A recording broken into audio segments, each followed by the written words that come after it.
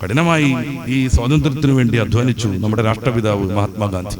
അദ്ദേഹത്തെ പോലെയുള്ള കുറേ മനുഷ്യർ ജാതിഭേദമില്ലാതെ മതഭേദമില്ലാതെ സ്വാതന്ത്ര്യത്തിന്റെ ആഘോഷങ്ങളിൽ മുന്നിൽ നിൽക്കേണ്ട, ഏറ്റവും കൂടുതൽ സന്തോഷിക്കേണ്ട ഗാന്ധിജി പക്ഷേ ഓഗസ്റ്റ് 14 അർദ്ധരാത്രിയിൽ നെഹ്റുവിന്റെ നേതൃത്വത്തിൽ ഡൽഹിയിൽ നടക്കുന്ന സ്വാതന്ത്ര്യ ആഘോഷ പരിപാടികളിൽ തീരെ ഉണ്ടായില്ല. അദ്ദേഹം എവിടെയായിരുന്നു? സ്വാതന്ത്ര്യം അർദ്ധരാത്രിയിൽ എന്ന പുസ്തകം വായിച്ചു.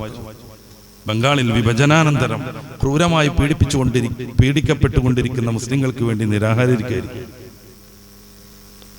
ക്രൂരമായി പീഡിപ്പിക്കപ്പെട്ട ബംഗാളിലെ മുസ്ലിങ്ങൾക്ക് വേണ്ടി അതിർത്തി പ്രദേശത്ത് പോയി അദ്ദേഹം നിരാഹാരമിരിക്കുകയായിരുന്നു.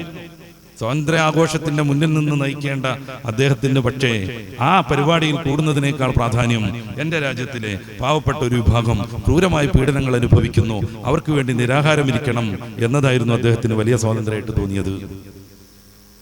ഇദ്ദേഹം തനിത്തങ്കം ഹിന്ദുവായിരുന്നു. മരണപ്പെടുന്ന സന്ദർഭത്തിൽ പോലും ഒരഭിപ്രായം ഹേറാം എന്ന് പറഞ്ഞ അദ്ദേഹം മരണപ്പെട്ടു.